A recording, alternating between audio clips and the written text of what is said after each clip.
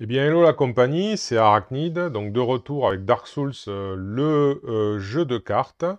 J'avais déjà fait des vidéos sur ce jeu il y a fort longtemps. Je n'ai pas rejoué en fait avec ce jeu depuis. Ben là, j'ai eu envie de le ressortir et je me suis remis un petit peu à refaire la même partie que la première fois, histoire de me remettre dans le bain. Ça s'est plutôt bien passé, mais je sais pas si j'ai été dirons-nous, comment dire, respectueux des règles. Il me semble que j'ai fait une petite erreur. Donc ben là, j'ai décidé de m'attaquer à l'autre partie, donc aux deux autres boss que je n'avais jamais fait. Et donc on va voir si ça va mieux, enfin si ça va se passer correctement ou pas. Voilà. Donc, ben, comme l'autre fois, je vais jouer avec les quatre personnages, ce qui veut dire que ça peut-être donc, enfin, ça, c'est certainement beaucoup plus long. Donc voilà, il y a le héros, le Herald, puisqu'ils n'ont pas fait les traductions, le Knight, le Sorcerer et l'assassin. Donc le sorcier, le chevalier, le héros et l'assassin. Bon ben voilà, donc on va simplement, donc là j'ai installé donc les cartes pour pouvoir après faire les achats. On a les différents adversaires qui sont ici, les trésors communs, les trésors exceptionnels, les vestiges d'humanité. Ici il y a les boss qui nous attendent et ici le feu de camp. Là j'ai déjà mis donc les rencontres. Donc on va voir si ça va être bon ou pas. Là, ici, il y a les... Alors celui-là, c'est le héros. Donc on va mélanger le paquet du héros. Donc, alors, ben, je vais vous parler en mélangeant de ma petite bévue, qui peut avoir quand même son importance, que j'avais fait donc dans ma partie pour me remettre dans le bain, eh bien, en fait, j'ai cru que lorsqu'on retourne là, le premier feu de camp, on voit marqué on a droit à un paquet de 28 cartes. Ici, c'est noté. Et en fait, je croyais que du coup, dans ce paquet-là, je n'avais pas recompté, je pensais qu'il y en avait 25 et que ça nous donnait le droit d'en mettre 3 de plus. Or non, il y en a 28, donc ça veut dire que tout ce qu'on va pouvoir gagner d'ici qu'on fasse le premier feu de camp, eh bien en fait, ce ne sont pas des cartes en plus, ce sont des cartes que l'on remplace. Donc du coup, en fait, j'avais décalé, j'avais tout décalé de 3 cartes, donc j'avais 3 cartes de plus dans mon deck. Ce qui fait que comme ça représente également les points de vie des personnages, et bien évidemment, j'ai été légèrement avantagé. Mais alors, de mon souvenir, je ne pense pas que ça ait pu avoir une importance, dans le sens où je me suis jamais retrouvé dans une situation où il me restait 3 ou moins cartes dans chaque deck. Donc voilà, donc c'est une erreur, mais je pense pas qu'elle ait pu, en tout cas, entacher ma partie de, enfin voilà, j'allais dire oui, d'un misplay, c'est parce que j'arrive pas à trouver un autre terme. Alors le héros, on va le mettre, oui, ici. Ça c'est le sorcier, je crois, ouais. On va voir, ouais, c'est le sorcier, oui, c'est ça, c'est le sorcier. Eh ben, reste avec moi. Donc voilà. Donc, donc c'est tout, c'est l'erreur de jeu que j'ai faite, mais qui n'a pas lieu d'entacher la partie. Alors ben, bien évidemment, là, je vais me faire en sorte de ne pas, de ne pas. Je vais essayer de ne pas commettre d'erreur, hein, bien évidemment, ce qui est fort difficile. Là, on a l'assassin. Donc, oui, c'est assez difficile de ne pas commettre d'erreurs, de ne pas commettre d'oublis surtout. C'est surtout les oublis, les erreurs. Ça arrive, certes, mais c'est un peu plus rare que les oublis. Les oublis, c'est parce que, ben, voilà, Parfois, il y a beaucoup de choses à retenir sur la table. Comme on parle, on commente, bref, c'est pas évident. Déjà que je suis sûr qu'on en oublie aussi, comme je l'ai déjà dit précédemment, lorsqu'on joue sans filmer, mais que ça, on s'en rend pas compte, étant donné que, bien évidemment, on n'a personne, on revoit pas la partie, elle n'est pas filmée. Donc on ne peut pas se rendre compte des oublis qu'on a pu faire. Hein. Enfin, disons que pas de tous, en tout cas. Bon, voilà, pour ça, c'est le chevalier, bien évidemment. Hein. Le dernier, alors là, je pense que j'ai quand même bien mélangé leur paquet. Donc, le principe étant le suivant, que on prend 6 cartes en main. On va commencer par lui. Donc, 1, 2, 3, 4, 5, 6. Voilà. On regarde s'il y a une arme. Alors, potentiellement, on pourrait considérer qu'il a une arme, étant donné que le rempart permet d'attaquer. C'est pas une arme à mon avis, mais bon, puisque c'est un bouclier. Mais en l'occurrence, voilà. Hein, donc il a ça, plus le talisman. Bon, ben, on va considérer que c'est une arme, ça permet d'attaquer. Donc voilà, il n'a pas le droit de faire de mulligan. Alors, le chevalier. Donc 1, 2, 3, 4, 5, 6. Alors, est-ce qu'il a une arme? Oui, il a une épée longue et il a même une armure de chevalier. Mais il a une épée longue, donc pas de mulligan. Allez, l'assassin. 1, 2, 3, 4, 5, 6. Voilà. Alors, bon, et lui, par contre, il n'a pas d'arme, donc je peux faire un mulligan. Donc dans ces cas-là, on remélange le jeu et on refait un tirage. Et là, par contre, s'il n'y a pas d'arme, eh ben, tant pis. C'est comme ça. Il va falloir faire avec. Alors, 1, 2, 3, 4, 5, 6. Alors, qu'est-ce qu'il a? Il a un bouclier, mais qui ne sert pas d'arme. Ah, il a des armes. Ok, bon. Donc, de toute façon, cette fois-ci, c'est bon. Et enfin, lui, 1, 2, 3, 4, 5, 6, le sorcier. Alors, ben, il a une arme, voilà. Qu'est-ce qu'il a d'autre? Il a un bouclier. Ok, bon. Voilà pour les tirages des personnages. Alors, je rappelle que moi, j'utilise un petit personnage d'Héroclix qui me sert de marqueur, puisqu'ils n'en ont pas prévu, malheureusement, de marqueur pour indiquer où on se rend et où on se trouve. Donc là, tous les personnages ont leur capacité donc prête. Pour le feu de camp, ben, je pense que de toute façon, je ferai une vidéo par feu de camp. Voilà. Elles seront donc plus ou moins courtes. Celle-ci étant déjà donc un peu plus longue puisque il y a la présentation. Alors, du coup, que dire de plus? Oui, je m'étais rendu compte, je sais pas, je crois que j'avais fait une petite remarque dans la première vidéo que j'ai revu un petit peu, histoire de me remémorer certaines choses. Ouais, j'avais dit que habituellement je prenais ce plateau pour les héros et ce plateau pour les adversaires, pour les ennemis. Et puis en fait, alors que c'était dans ce sens-là que c'était mis dans la règle, j'avais trouvé que le côté lumineux était plus pour les héros et tout. Mais au final, on se rend compte que ben, quand on regarde un peu plus ce qu'il y a ici, on voit des adversaires là qui descendent donc qui viennent se battre. Donc a priori, effectivement, c'est plus dans ce sens-là qu'il faut le prendre. Donc finalement, l'aspect luminescent est plus pour les adversaires, les ennemis, et l'aspect sombre est plus pour les personnages. Donc j'ai remis ça comme il se doit, voilà. Donc, alors, du coup, eh bien, moi je me suis rendu compte quand même que bon, c'est assez basique, hein, mais c'est assez un peu, comment dire, ah, comme j'arrive plus à trouver mes mots, c'est un peu agaçant. Euh, oh, je sais plus. Enfin, bref.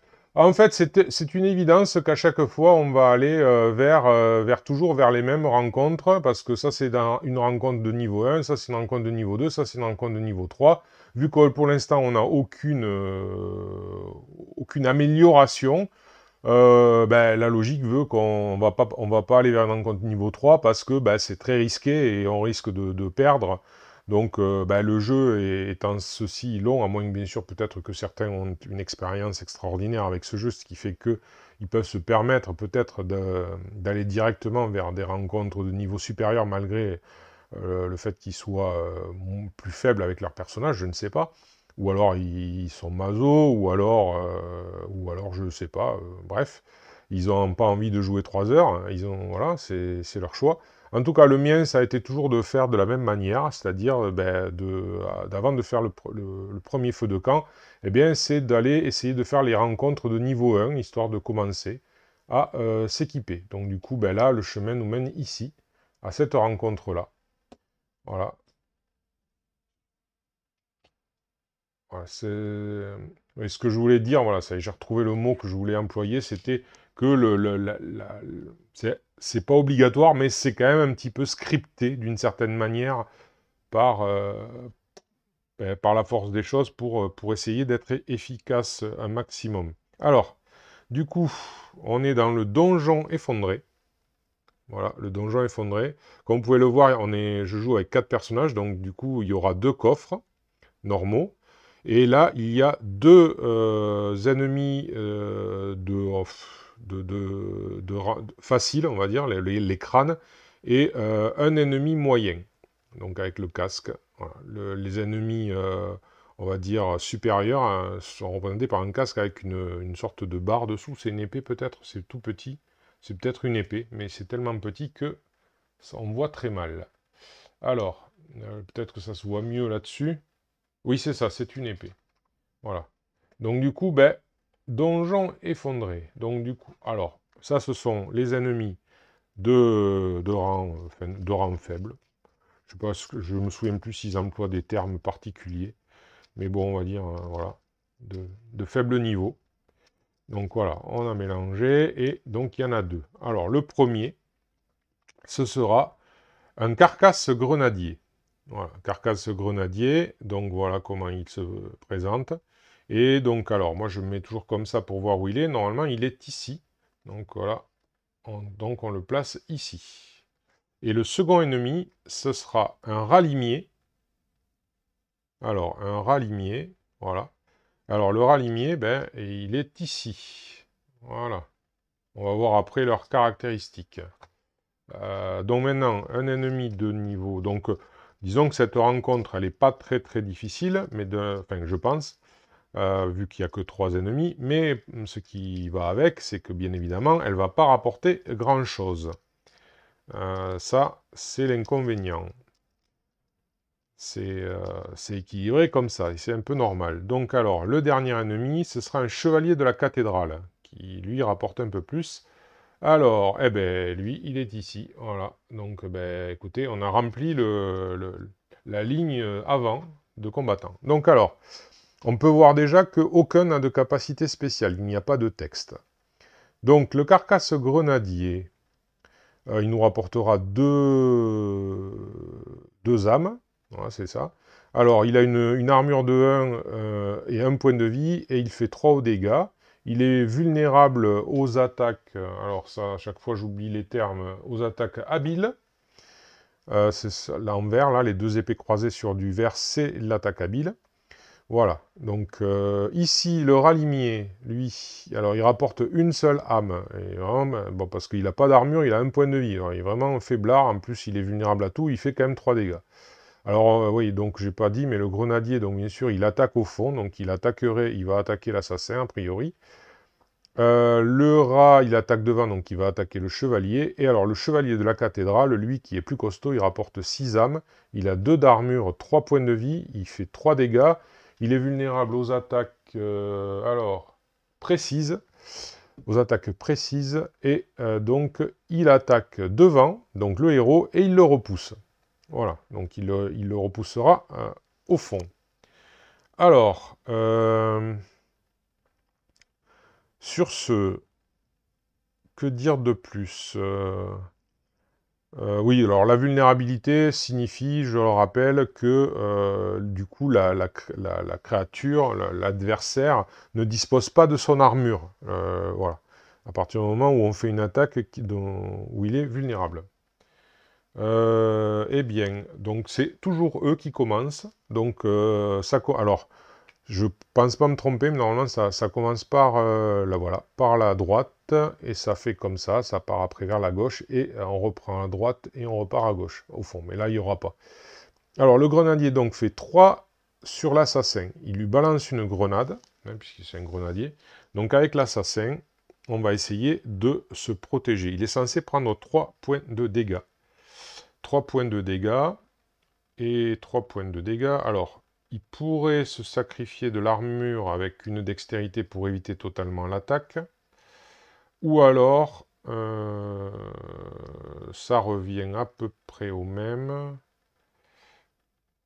Alors, il n'a pas d'intelligence, donc il ne peut pas utiliser le bouclier de toute façon. Donc, dans tous les cas de figure, il va falloir qu'il utilise donc l'armure d'assassin. Deux solutions. Soit il s'en débarrasse avec une dextérité, ce qui fait qu'il y a 2 cartes qui partent. Soit. Alors, ben, ce qu'on va faire, c'est qu'on va utiliser la force, puisque là c'est blanc, ça veut dire que je peux utiliser n'importe quelle endurance, puisqu'ils ont appelé ça des endurances. Donc, je peux utiliser n'importe quelle endurance pour activer l'armure d'assassin, donc qui me protégera de 2. Donc, pour une carte, alors, hop, que je vais défausser là, on va remonter un tout petit peu. On va voir, voilà. Je remonte un peu les cartes pour pouvoir faire des défausses. Donc, ça me protège de 2. Donc, il reste un dégât. Et donc, un dégât, ben, je peux me séparer d'une carte et je choisis de me séparer d'une dextérité. Voilà. Donc, voilà l'assassin qui a encaissé le coup du grenadier. Maintenant, le ralimier. Le ralimier attaque le chevalier. Le chevalier, donc, pour 3 dégâts. Alors, le chevalier a une armure. Alors, pour une force, ben, il a une force. Pour une force, l'armure lui permet de se protéger de 3. Eh bien, il va utiliser ça, une force, et il va se protéger de 3. Donc, il encaisse le coup du ralimier.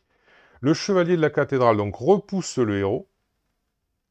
Et le héros va devoir se défendre, alors, contre un dégât de 3. Alors, un dégât de 3. Alors, le rempart, eh bien, alors, le rempart, ben, je peux. Eh bien oui, je vais le faire. Donc avec une force et une foi, pour 2 cartes, je vais me protéger de 3, ce qui fait que j'économise donc une carte. Voilà, c'est du calcul comme ça. Hein. Et étant donné que là, j'aurais dû prendre 3 dégâts, donc j'aurais dû perdre 3 cartes, ben là, je n'en perds que 2, donc c'est bénéfique. C'est profitable, on va dire. Voilà. Le calcul est profitable. Donc là, ils ont tous attaqué. Donc maintenant, c'est à nous. Alors, comme eux, ils ont dépensé... Enfin, lui, il a dépensé 2 cartes, il refait sa main à 6 cartes. Donc, 1 et 2. Voilà. Donc, il refait sa main à 6 cartes. Le chevalier a dépensé une carte, donc il en récupère une. Ah ben, il a une nouvelle épée longue. Voilà. Et l'assassin en a dépensé 2, donc il en récupère 2. Voilà. Et donc là, il a une autre arme. Voilà. Alors, maintenant, on va s'intéresser aux adversaires. Alors, l'assassin. Alors, l'assassin, il a une capacité... Ah mince, non, je les avais pas mis dans le bon sens, en fait. Je me suis trompé. Ouais. Non, ils sont pas dans le bon sens. Erreur de ma part.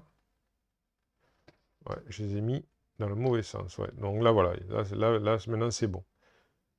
Peut-être d'aucuns d'entre vous l'auront remarqué. Donc là, lui, il a sa capacité. Si on retourne la carte, il fait un dégât à un ennemi. Donc ça tuerait le grenadier de faire ça.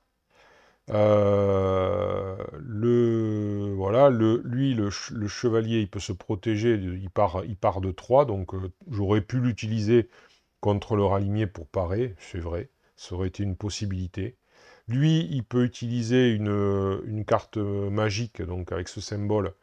Ouais, alors vous le voyez peut-être pas bien avec hop, voilà, avec ce symbole-là. Il utilise une carte qui porte ce symbole pour attaquer sans devoir dépenser aucune endurance.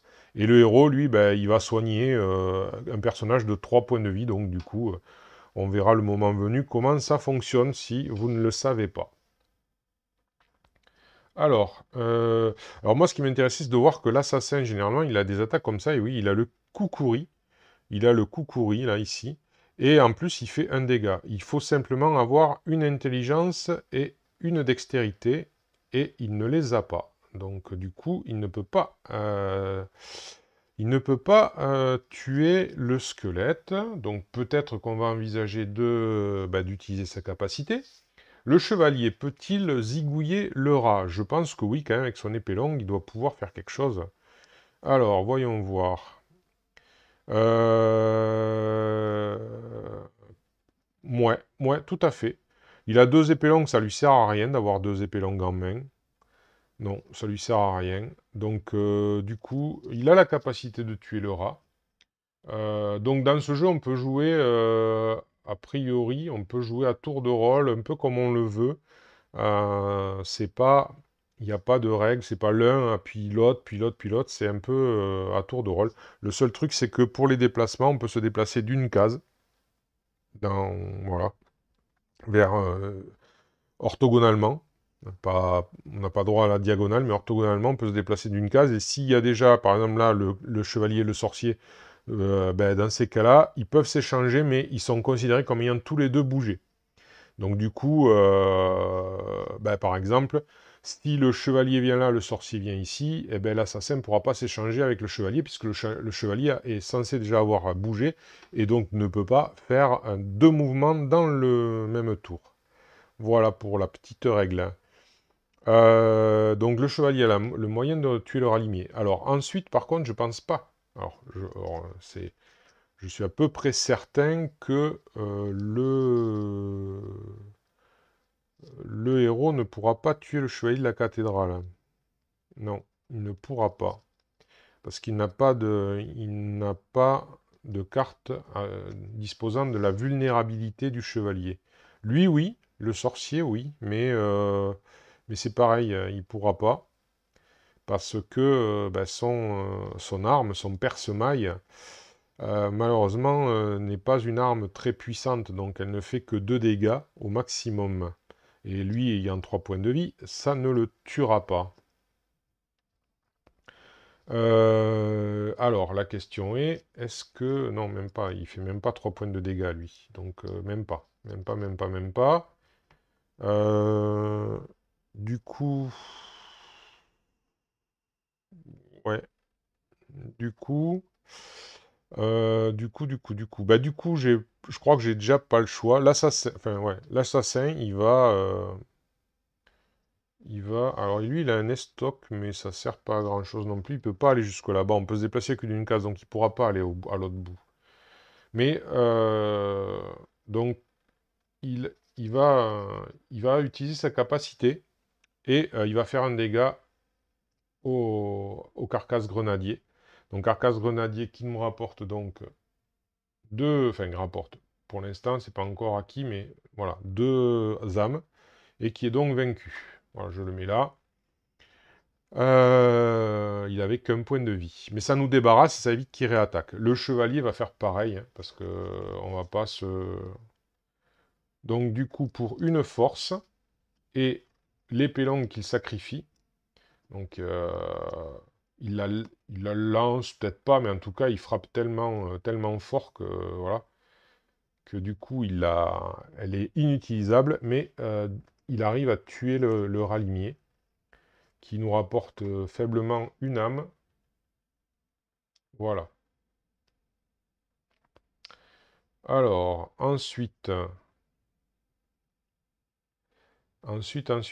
eh bien, alors le héros peut rien faire. Lui, est-ce que je sacrifierais le perce-maille pour ça?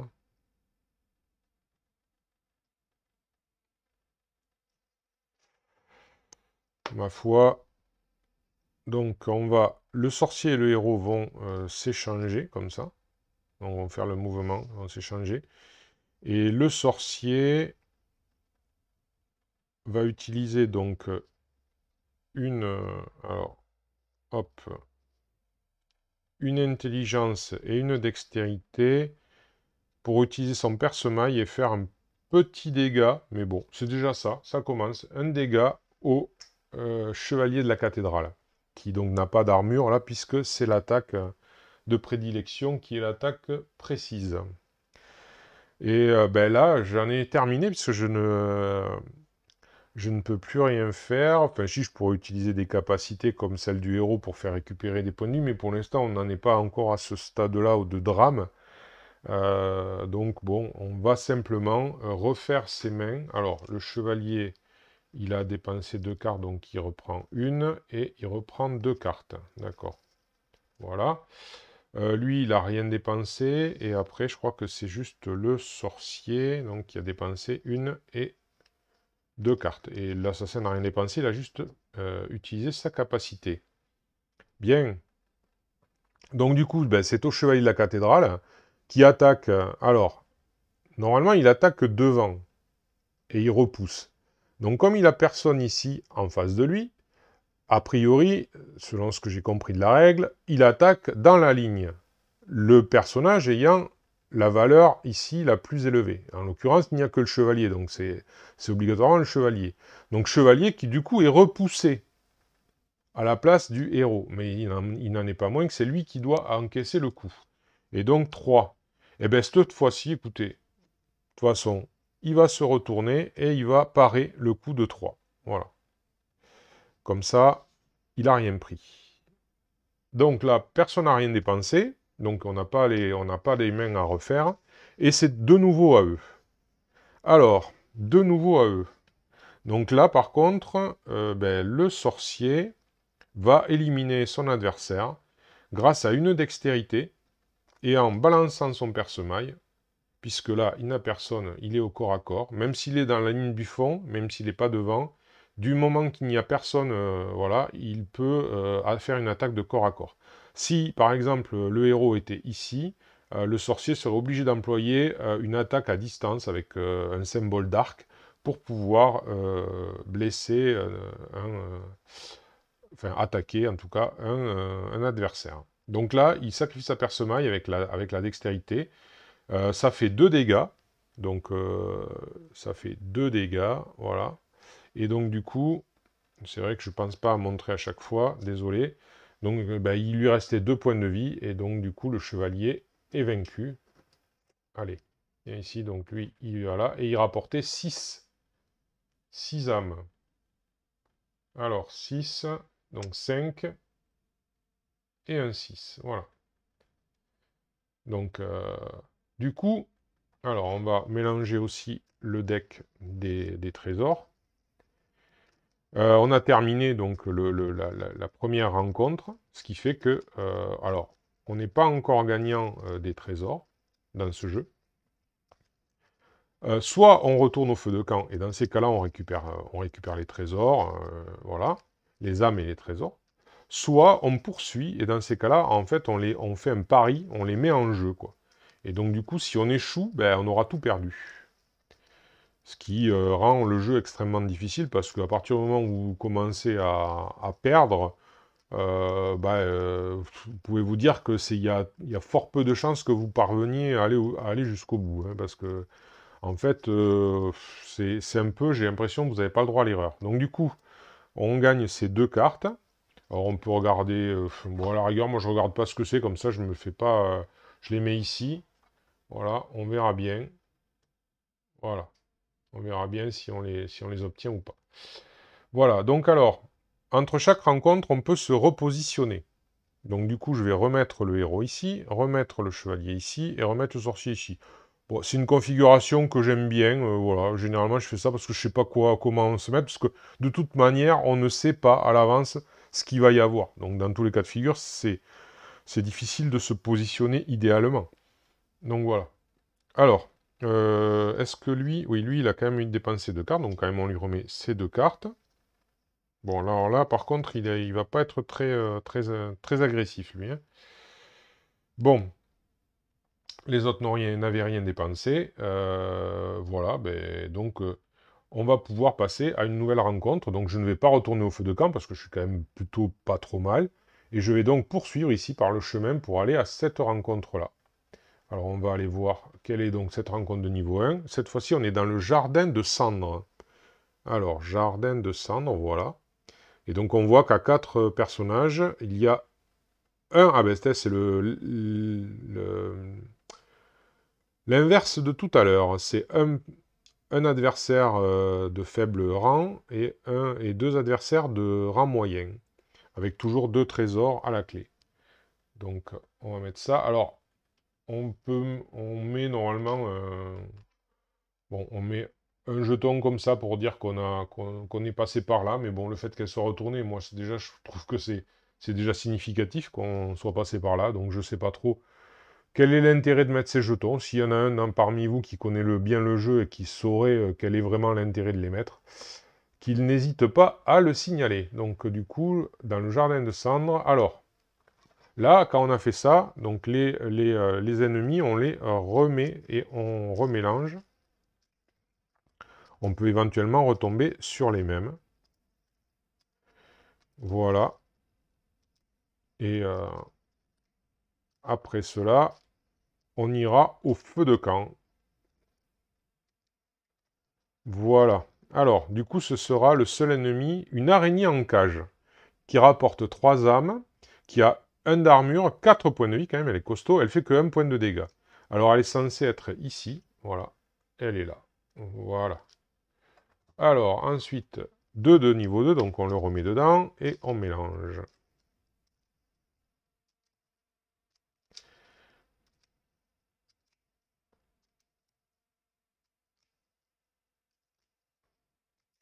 Voilà, allez, c'est pour être sûr, parce qu'il était tout seul, là, le... Bon, alors, donc, le premier, chair pourrie torsadée. Donc, il rapporte 4 âmes, qui a 1 d'armure, qui a 4 points de vie, et qui fait 2 dégâts, et qui est vulnérable... Alors, j'avais pas dit vulnérable aux attaques habiles, c'est ça, ouais, et là, vulnérable aux attaques magiques. Et donc, du coup, a priori, ici, la chair pourrie torsadée, et le deuxième... Ce sera un gardien des tombes de la cathédrale. Voilà, hop, allez, on va le mettre un peu plus proche, voilà, comme ça. Donc il y a 6 âmes. Ah oui, il rapporte bien, lui, 6 âmes. Il n'a pas d'armure, mais il a 5 points de vie, il fait 4. Et apparemment, oui, alors, il est vulnérable à tout. Ou non, plutôt, il est vulnérable à rien. Mais c'est normal, il a 0 d'armure. Donc, alors, lui, il est censé être ici, devant, mais comme il n'y a plus la place, eh ben, il va ici. Donc voilà. Il a une attaque qui est pas gégène parce qu'elle blesse. Alors c'est quoi ça? C'est le saignement. Elle inflige un saignement, voilà. Donc, eh bien c'est donc à eux. Alors, on commence par la chair tordue, la chair pourrie torsadée, qui fait 2 dégâts. Alors, elle attaque donc en face ici, et elle repousse. Mais comme il y a comme il n'y a personne ici, elle va attaquer sur la ligne. Celui qui a le plus, c'est le chevalier, donc du coup qui est repoussé.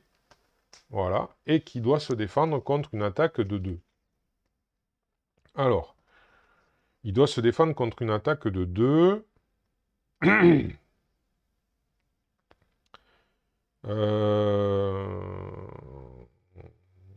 Ouais.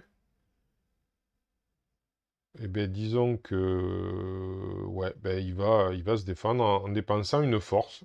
Voilà, comme tout à l'heure, avec son armure. Ça lui permet de se protéger de 3. Donc, bien sûr, il annule l'attaque. Alors, j'ai pas dit non plus, il n'y a pas de texte particulier, donc rien de particulier. Voilà pour la chair tordue pourrie torsadée, pardon. Chair pourrie torsadée. Le gardien des tombes de la cathédrale attaque lui aussi devant.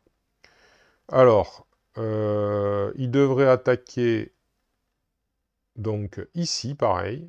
Et là, du coup, bah, il va attaquer le sorcier qui est celui qui a le plus en valeur. Alors, il va le faire saigner, déjà. Voilà. Et il lui fait une attaque à 4 quand même, hein. Donc c'est pas glop, hein. Alors, une attaque à 4. Alors, comme il a énormément d'intelligence, là, le sorcier, et bien avec une endurance d'intelligence et en sacrifiant son bouclier en cuir, il va se protéger totalement, puisqu'il va se... Ah non, attendez que je dise pas de bêtises. Non, il se protège pas totalement. Donc ben voilà, pour 3 cartes, il va sacrifier 3 cartes pour se protéger de... Ouais, un gain de 1. Donc là, la prochaine fois, ouais, plus rien. Et enfin, l'araignée en cage, elle attaque, donc elle, en face, pour 1 dégât. Donc elle attaque le héros pour 1 dégât. Elle attaque le héros pour 1 dégât. Honnêtement, on va pas s'embêter, on va pas se protéger. On va juste perdre une endurance d'intelligence. Voilà, point final. Il se protège pas vraiment. Voilà, il encaisse le dégât. Voilà. Du coup, alors, lui, il a plus que 3 cartes, puisque c'est terminé pour eux. Donc, 1, 2, oh là, et 3, ouf, au moins quelque chose, même si c'est pas pour attaquer. Lui, il a sacrifié une carte, donc il en récupère une. Voilà. Et lui, c'est pareil, il a sacrifié une carte, donc il en récupère une. Voilà. Alors là, ça risque... Alors on va voir si ça va être intéressant, parce que, du coup, là, c'est vulnérable à la magie. Mais lui, il n'en a pas de magie. Il n'a pas de magie. Alors qu'est-ce que je vais pouvoir faire?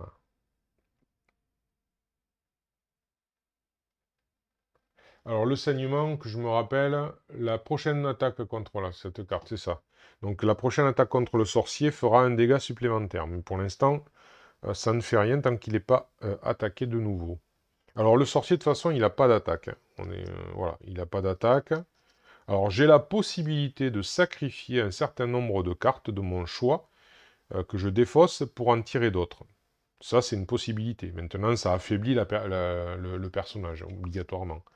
Alors lui, il a toujours son épée. Il a toujours son épée. Lui, il a aussi une arme, quand même. Il a aussi une arme. Et le héros, lui, alors...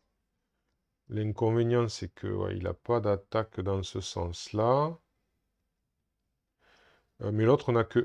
L'araignée en cage n'a que 1 d'armure. Ma foi, allez, il va faire un... Il va balancer son rempart à travers la cage, hein, l'araignée en cage. Il va balancer son rempart pour faire 2 dégâts. C'est pas énorme, mais bon. Donc du coup, l'araignée prend 1 dégât, puisqu'elle a 1 d'armure. Voilà. Elle prend 1 dégât. C'est déjà ça. Alors, est-ce que l'assassin donne un coup avant? Il n'y a que 1 de protection. Euh, Alors, je vais faire un pari sur l'avenir. Je vais faire un pari sur l'avenir dans le sens où je vais balancer le Kukuri qui, à distance, en fait, n'inflige pas de dégâts, mais j'ai pas besoin de dépenser quoi que ce soit, mais il inflige quand même un saignement à la créature. Ce qui fait qu'en fait, le prochain dégât qu'elle prendra, elle prendra plus un dégât. Donc il a au moins fait ça. Le sorcier va se décaler ici. Et le chevalier, lui, va attaquer à l'épée, je pense. Alors, qu'est-ce qu'il peut faire? Alors, eh ben, c'est un... Ouais. Lui n'a pas d'armure, donc c'est tout bénef. Donc alors, j'ai besoin d'une foi, en voilà une. Hein, voilà, une foi. J'ai besoin d'une force et d'une carte. Donc on va prendre une dextérité. Voilà. Hop, pour 3 cartes, il inflige 2 dégâts. Bon, alors c'est pas... J'aurais préféré essayer de les tuer, mais là, c'est compliqué. Euh, Après, le sorcier s'est déplacé, je peux quand même peut-être essayer de... Parce que là, de toute façon, il va rien tirer. Est-ce que j'aurais pas intérêt à le... Ma foi... Bon, non. Allez, on va voir, on va rester comme ça, on va pas trop se déplumer. Bien que, bon, on verra après. Donc, allez, c'est parti, on arrête là. Alors, on refait les mains. Donc, 3 cartes pour lui. 1, 2 et 3. Ben, 3 endurances. On verra si elles pourront nous être utiles. Lui, il avait perdu une carte en balançant son Kukuri. Donc, il récupère une intelligence. Lui, il n'a rien fait. Et lui, il s'est sacrifié de 2 cartes. Donc, il récupère une lance et une intelligence. Bon, c'est pas obligatoirement très utile, mais on va voir. Alors, c'est reparti. La chair pourrie torsadée. Elle va attaquer donc le sorcier. Donc là, effectivement, le sorcier va perdre un point de dégâts supplémentaire. Donc il est repoussé aussi. Là, ça monte. Alors, le sorcier. Le sorcier. Bon, pour une intelligence. Alors, donc il doit perdre 2. Il se protège de 2, mais il a plus un dégât. Donc il prend plus un dégât. Ben, il va prendre une fois, tiens, qui s'en va. Voilà. Voilà, donc du coup, il saigne plus. Hein. Voilà. Ensuite, c'est le gardien des tombes qui attaque donc devant. Eh ben, il attaque l'assassin. Parce que c'est l'assassin qui est... Normalement, oui, il attaque l'assassin qui a 8. Donc, alors, l'assassin peut se protéger quand même. Alors, c'est quand même une attaque à 4. Hein. Donc, l'assassin a une attaque à 4. Eh bien, il a un bouclier cible. Un bouclier cible. Donc, ce qui fait qu'il va dépenser donc une endurance d'intelligence qu'il va sacrifier avec le bouclier pour éviter totalement l'attaque. Donc là, il évite, voilà, c'est une esquive totale. Voilà. Et enfin, l'araignée qui attaque, donc devant, elle attaque le héros. Et pareil, elle fait toujours un dégât. Et alors, un dégât, ben, ça va être une intelligence qui va partir. Voilà. Donc bah, du coup, c'est terminé. J'en profite, je refais alors une fois. Lui, il a donc une et 2, donc 2 dextérité qui viennent. Et l'autre, c'est lui, je crois, qui a dépensé 4, donc 2 aussi. Donc, une flèche d'âme et une autre robe de sorcier. Ok. Bon. Du coup, c'est à nous. Alors,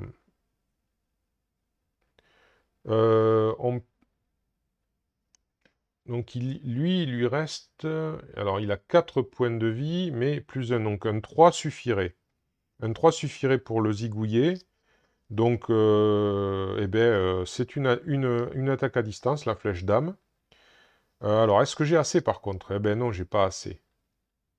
J'ai pas assez, mais du coup, eh ben, écoutez, de toute façon, à ce stade-là, puisqu'après je compte aller me reposer au feu de camp, on va utiliser les capacités du sorcier, qui dit que on retourne la carte donc pour ignorer le coup d'endurance d'une attaque avec ce symbole, donc la flèche d'âme, c'en est une. Donc je me retourne, j'ignore totalement le coup, et je vais faire l'attaque la plus puissante à 3 dégâts. Donc il faut enlever la flèche d'âme, il faut sacrifier la flèche d'âme. Je vous précise, voilà, hop, 3 dégâts. Donc du coup, ben, je sacrifie la flèche d'âme en faisant cette capacité, ce qui fait que je fais 3 dégâts sans armure à la chair pourrie torsadée, plus 1 du saignement. Il avait 4 points de vie, il est éliminé. Donc il me rapporte 4. Donc allez, on va enlever une ici, 4 et un 5, et on va mettre un 5, voilà. Donc voilà, chair pourrie, terminé. C'est réglé. Ensuite, alors lui, il a toujours 2 points. Alors je pense que... Et lui, et elle est toujours costaud. C'est ça qui est ennuyeux. Bien qu'elle fasse pas beaucoup de dégâts, donc c'est pas bien gravissime. Alors on va regarder ce que peut faire le chevalier sur le gardien des tombes de la cathédrale. Ouais, non, c'est pas très intéressant, tiens. Ça va plutôt être l'assassin, après tout. Donc l'assassin va se déplacer ici. Il lui reste... Ah non, il lui reste 3 points de vie, mince, pas 2. 3 points de vie. C'est une erreur de ma part, je crois qu'il lui en restait 2. Non, lui, il a 5 points de vie. J'ai lu le 4 à côté, mais le 4, c'est l'attaque. Donc non, ça suffit pas, parce que là, il lui reste 3 points de vie. Ah, peut-être. Attendez. Il lui faut 4. 1, 2, 3, 4. Mais ça va pas, il a pas de force. Donc non, je peux pas le faire. Donc je peux pas faire avec l'assassin, donc je vais faire avec le chevalier, peut-être, pas sûr. Il faut que je fasse 3 dégâts, donc il faut 2 forces et 2... Eh ben c'est bon, voilà. Donc en sacrifiant l'épée longue, là, ici, hop, voilà. Là, il me faut 2 forces et 2 autres endurances, donc les 2 forces, je les ai. J'ai aussi 2 autres endurances, donc en sacrifiant l'épée, hop, je me permets de faire 3 dégâts, c'est les 3 points de vie qui lui restaient. Donc, le gardien des tombes de la cathédrale est vaincu. Il rapporte 6 âmes, donc encore un 5 et un 6. Voilà.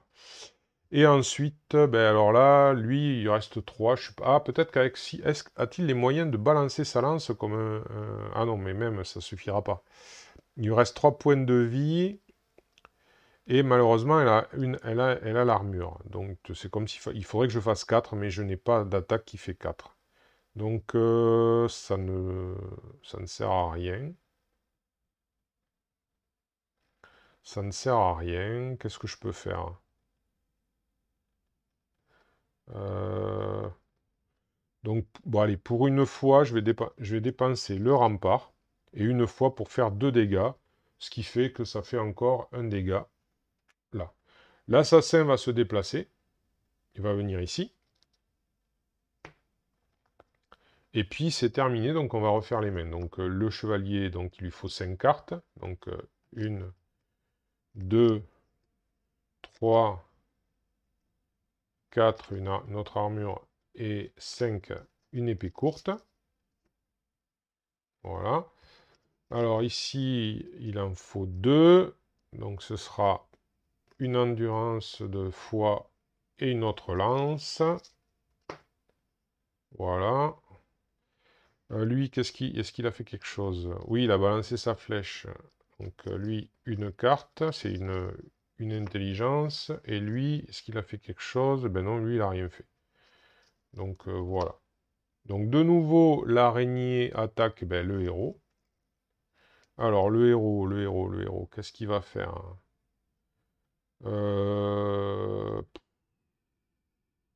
Il n'a pas besoin de 2 lances, donc il va se séparer d'une lance. Hein, il va perdre un point de vie, il se sépare d'une lance, voilà. Donc elle a fini. Il récupère bah, encore une lance, voilà. Hein, il en avait 3, les voilà. Toutes les 3 côte à côte. Enfin, toutes les 3 côte à côte, non, mais maintenant elles sont côte à côte. Alors, du coup, il lui reste 2 points de vie. 2 points de vie. Eh ben, c'est parfait. Écoutez, c'est pas compliqué. Là, j'ai le plan. L'assassin se déplace ici. Le héros se déplace ici. Le chevalier vient ici. Et il sacrifie son épée courte avec une force, la voilà, pour faire 2 dégâts. C'est une attaque donc habile, ce qui fait qu'elle n'a pas d'armure. Il lui restait 2 points de vie. Elle est vaincue. L'araignée en cage est vaincue. Voilà. Hop. Et elle rapporte 3 âmes. Donc, alors on va en prendre 2. Et on va mettre le dernier 5. Voilà. Voilà qui est fait. Donc là, ben, c'est terminé, la rencontre est terminée. Ben, pour cette première fois, on va retourner au feu de camp. Alors, du coup, feu de camp implique donc de se retourner. Donc je vais remettre...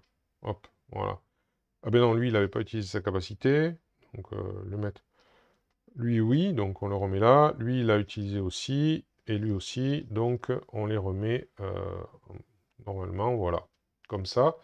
Là, ben, en fait, une fois au feu de camp, donc hop, je retourne le feu de camp, c'est le premier. Donc au premier feu de camp, hop, voilà, c'est la carte de feu de camp de départ, donc 28 cartes, voilà. Hop, on est au premier feu de camp. Donc là, on a encore gagné un, hop, et 2 trésors, plus les âmes récoltées. Voilà. Donc, on va pouvoir se répartir ça, mais on va pouvoir aussi, hop, remélanger tout ceci. Voilà.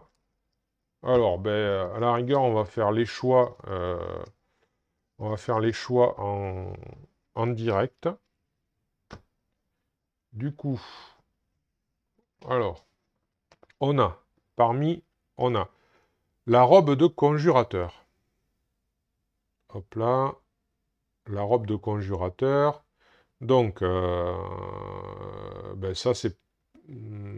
Alors, si cette armure bloque tous les dégâts d'une attaque, aucune altération état n'est infligée. D'accord, ça c'est pas si mal. Alors la robe de conjurateur, quelque part, c'est un peu bizarre, hein, c'est une robe de conjurateur. Donc on aurait plutôt imaginé que ça aille au sorcier. Maintenant, le sorcier, là on voit que la robe de conjurateur, elle utilise la dextérité. Or, le sorcier n'est pas celui qui a le plus de dextérité, c'est l'assassin. Donc, voilà, c'est vrai que c'est un petit peu paradoxal. Mais, allez, on va voir le reste. Bon, potentiellement entre les deux. Ensuite, alors, la gemme lourde. Alors, la gemme lourde, la voilà. Voilà, donc on choisit un personnage, la prochaine attaque donc gagne plus un point de dégâts, et le type d'attaque devient donc une attaque lourde. Voilà, donc c'est pas mal, faut voir. Voilà. Ensuite, on a le bouclier d'araignée. Tiens, je crois que je l'ai jamais vu celui-là. Le bouclier d'araignée, alors, il utilise plutôt la foi et la force. Alors, et c'est quoi ce symbole là déjà? Je ne me souviens plus. Alors ça veut dire déplacez-vous de ce nombre d'emplacements. D'accord. Il permet de se déplacer. Mais ça c'est quand on le jette. Il protège de 5 quand même, hein. Donc foi, bouclier d'araignée, ce serait pas mal pour le héros finalement. Donc le héros il est ici, on va voir. Et enfin, à la grande flèche d'âme. La grande flèche d'âme, voilà. Donc, bon, bah, écoutez, la grande flèche d'âme, hein, c'est une évidence, hein, c'est une attaque magique avec les capacités du sorcier, ça va aller au sorcier. Alors, la robe de conjurateur, eh ben, l'assassin s'en servira bien mieux que le sorcier, donc on va la mettre à l'assassin. Alors, la gemme lourde, alors le bouclier, on a dit qu'on le mettait au héros. Alors, la gemme lourde, ça sert pas à grand chose de la mettre au chevalier, parce que ben, le chevalier, bon, remarquez, c'est choisissez un personnage, ça peut être un autre personnage, ça peut être n'importe quel, il n'y a pas besoin d'être adjacent ou quoi que ce soit, donc pourquoi pas. Ouais, allez, pourquoi pas, on va lui mettre, même si c'est à lui, ça lui sert pas, mais peut-être ça pourra servir à un autre. Voilà, donc on va lui mettre à lui. Ok. Alors, ensuite il faut dépenser, donc là j'ai 4 jetons 5 âmes. Et parmi les cartes qui valent 5 âmes, c'est double endurance. Donc du coup, on va en choisir une pour chacun. Voilà, ce sera fait. Donc déjà, voilà. Et après, il y en aura un qui pourra avoir une carte à 2. Alors, euh, ça, c'est... Alors, ça, c'est pas mal pour lui. Donc je la mets au sorcier. Ça, c'est plutôt pas mal pour l'assassin. Donc je la mets à l'assassin.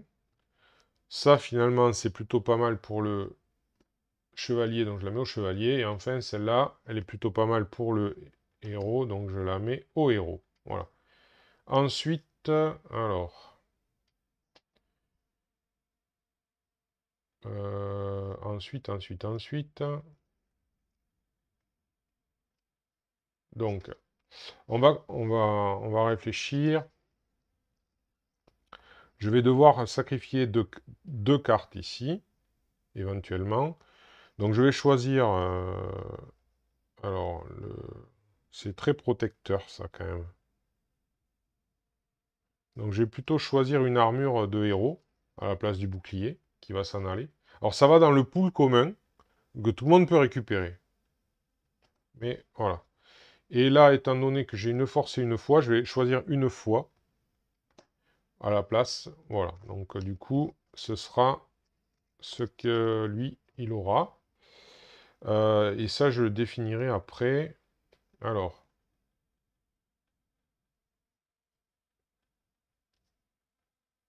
là, il y a beaucoup de symboles.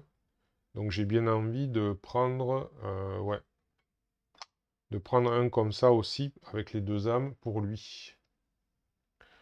Donc, il faudra que je sacrifie. Alors, on va le faire. Donc, lui, il a une grande flèche d'âme. Donc, je vais plutôt enlever, alors, ouais, une flèche d'âme aussi.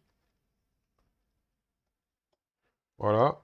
Ensuite, je vais enlever une intelligence par rapport à celle-là. Et ici, ici, je vais aussi enlever une intelligence. Donc voilà, j'essaye d'équilibrer. Alors ici, du coup, ben, ça va être... Alors la robe de conjurateur, elle va être pas mal à la place ouais, de l'armure d'assassin. Et une dextérité à la place de l'autre. Voilà. Et ici, alors par contre là... On va enlever une force donc par rapport à l'endurance. Par contre, la gemme lourde, elle fait juste une attaque supplémentaire. Elle n'est pas très bénéfique. Alors là, j'ai gagné une dextérité. À la rigueur, on va enlever une dextérité. Voilà. C'est peut-être... voilà. On va voir. J'ai essayé d'équilibrer. Voilà. Donc là, on a toujours 28 cartes. Voilà pour ben, ce premier feu de camp. D'ailleurs, je n'ai pas mis le jeton. Voilà, ici. Et puis, ben, on verra donc dans la prochaine partie la deuxième, enfin, je sais pas comment ils appellent ça, la deuxième expédition, on va dire. Voilà, voilà, je vais l'appeler comme ça. La deuxième expédition. Voilà. Et bien, je vous remercie d'avoir suivi.